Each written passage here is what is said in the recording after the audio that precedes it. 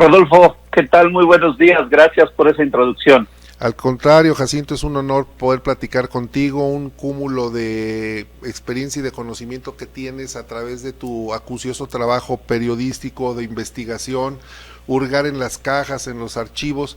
Y el día de ayer publicabas un artículo, un reportaje muy interesante que lo llamaste El lado oculto del plan DN3, que está muy concatenado con este tema que ayer toca el presidente con su decreto en el que pone al ejército a vigilar ya, a entrar en las tareas de seguridad. Y pues tú comentas en este artículo de que el plan DN3 ya tiene de entrada un lado oscuro, hay un asunto que está en un párrafo que nunca lo vemos. Dices, mantener el orden y asegurar el buen gobierno o restablecerlo a la brevedad posible en caso de que se haga necesario. Es el cuarto párrafo que señalas que está en este plan DN3. ¿Tiene vinculación el plan DN3 con esta autorización, con este decreto que da ahora el presidente para que el ejército salga a las calles a vigilar, a asumir las tareas de vigilancia? Rodolfo, yo creo que hay una serie de coincidencias, a veces ocurren, ¿no? El pasado se vuelve muy presente. Yo no me atrevería a decir que hay una relación directa. Lo que sí hay es una serie de coincidencias, pero porque el plan DN3 lo plantea así desde su creación, desde 1965. Sí. No es la presencia del ejército en casos de desastre, no es solo de auxilio, es un poco lo que muestra este texto, este trabajo, sino este otro lado oculto porque no lo conocemos, ¿no? Sí. El plan de DN3, por supuesto, es un plan pues de estrategia militar. Difícilmente tendremos acceso a esos materiales si no es sobre esta suerte a veces de encontrarnos con ellos en el archivo, en los documentos del pasado, donde podemos mirar otros lados que difícilmente veremos por ejemplo, en su sitio, la Defensa Nacional, la Secretaría de la Defensa Nacional, tiene una descripción de lo que es el plan DN3, que es lo que todos conocemos. Sí. Cada vez que el plan DN3 se echa a andar, que tiene que ver con algunos casos de emergencia, sobre todo con fenómenos naturales, huracanes, sismos, volvemos a mencionar cuáles son sus objetivos, pero no sabíamos de esta otra parte que es una estrategia, o sea, la táctica es el plan DN3, la estrategia es el apoyo, pero ahí por abajito, ¿no? Oculto, viene la intención de mantener el orden.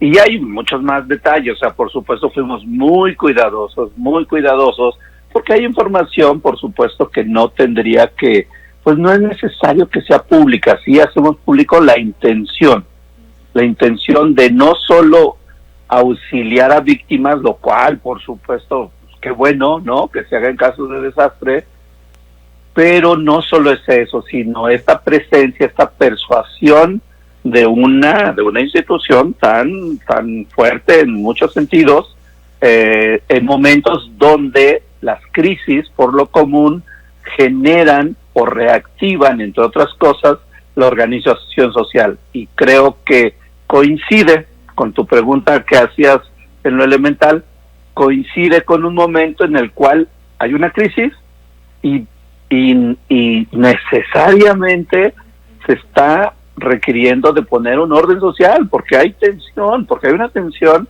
que no vemos, pero que está ahí y que puede salirse, que puede escaparse de control. Y bueno, qué mejor que tener al ejército, ¿no? Y la imagen, muy simbólicamente, la presencia del ejército, aquí estamos ayudando, pero también aquí estamos por si acaso, ¿no? Sí, señalas en el documento que publicaste que ellos están o buscan con este plan mantener el prestigio del gobierno y limitar los efectos físico y morales del desastre. La pregunta, Jacinto Rodríguez, es, en este momento, ¿el plan DN3 es aplicable porque la pandemia está generando un riesgo? De acuerdo al plan de N3, no. De acuerdo exactamente, volviendo si tomamos con una rigurosidad, ¿no? Total, el plan de N3 no encajaría dentro de las descripciones o del catálogo de fenómenos naturales que generan emergencia para social los que fue o creado, emergencia nacional. Para el catálogo, para los que fue creado el plan de N3, de desastres. Exacto. Y riesgos. Exactamente.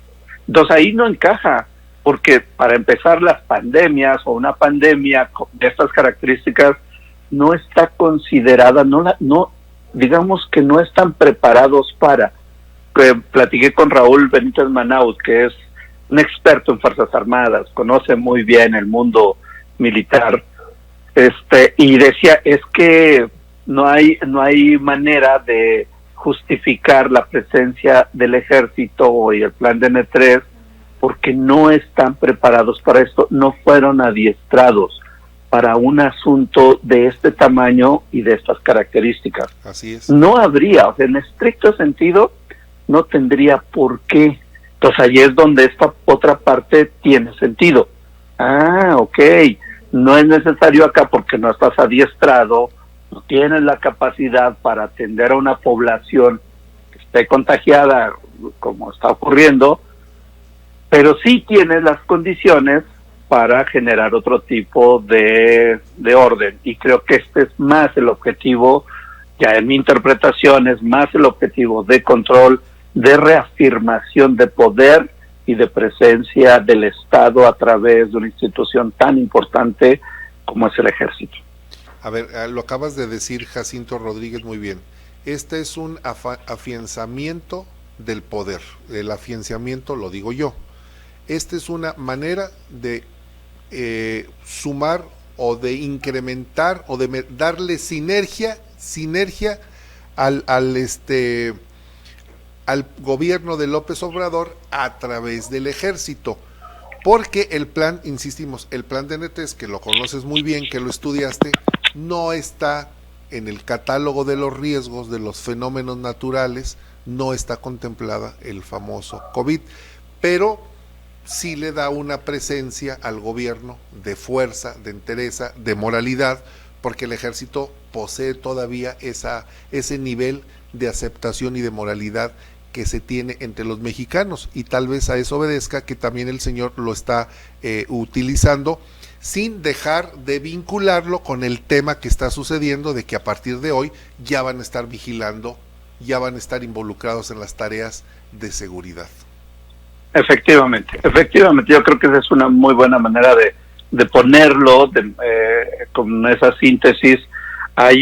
No es un ejército adiestrado, no es una institución adiestrada para fenómenos, para contingencias sanitarias o emergencias sanitarias, no, está adiestrado para contingencias de fenómenos naturales, emergencias de fenómenos naturales, no para contingencias sanitarias como esta.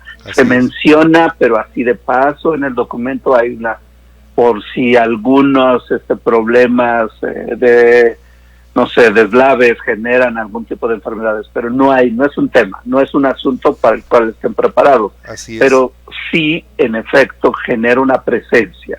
Y nos movemos por símbolos, y este gobierno, si algo ha sabido recuperar, que no es tampoco nada nuevo, sino recuperar de hace muchísimos años, son los símbolos. El ejército funciona muy bien y muchas instituciones tienen ese peso, un peso simbólico que va a coincidir, estaba programado para salir este trabajo, se publicara el fin de semana. Y mira, sale exactamente en el momento en que el señor presidente pues anuncia un decreto, da a conocer un decreto donde regresan, ¿no?, formalmente las Fuerzas Armadas a las calles a hacer trabajos de seguridad. Sí, oye, graciosa coincidencia. Jacinto Rodríguez, en tu opinión, porque tú eres un hombre que ha investigado mucho sobre estos temas de la guerra sucia, de la utilización de las policías, la utilización facciosa de las policías, etcétera. ¿Cuál es tu opinión con relación a la posición que tenía López Obrador en el pasado de no militarizar la seguridad y a lo que está sucediendo exactamente hoy es 12, hoy es 12 de diciembre, Día de la Virgen, 12 de mayo, en el que el país va a ser vigilado y tutelado por el ejército. ¿Cuál es tu opinión al respecto? Mira, yo creo que inevitablemente había un personaje que siempre anduvo en campaña y que no ha alcanzado el tamaño de un estadista. Es un gran político, es un animal político en el sentido más estricto de la política, de la sociología. Como lo decía Aristóteles, ¿sí? Sí, está en su naturaleza una capacidad política que pocos tienen, pero no de estadista. Y por tanto siempre iba a echar mano de las herramientas de un poder muy mexicano, muy del modelo político, del modelo que ha sido y que ha funcionado en México. Le puedes poner las etiquetas que quieras, le puedes poner los nombres. Hay un reempaque, hay una manera de reempacar, se está empacando de otra manera el modelo, pero la esencia del modelo funciona a partir del uso bien de sus instituciones, y una de ellas, básica y clave, y que él ha aprovechado, es el ejército.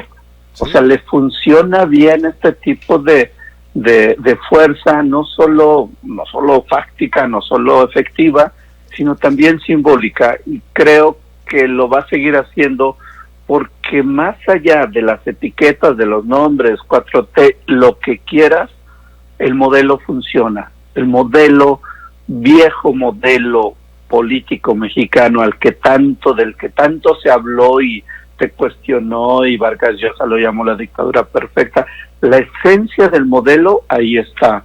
Las estrategias sociales cambiaron de nombre, pero la esencia, el alma, el espíritu del modelo funciona, tanto que lo van a seguir usando. Sí, es el mismo producto en otro empaque. Exacto, que además esa es la estrategia, pues, no solo de los mercados, sino también política. Cómo le pones tu sello, cámbiale el empaque y hazlo atractivo y hazlo buenísimo, y ponle tus propios discursos, llámalo de otra manera, pero la esencia es en grandes rubros, en los grandes rubros, es muy parecida al viejo modelo que tanto se cuestionó, pero ya si lo presentas distinto, no, ya lo compras de otra manera, ¿no?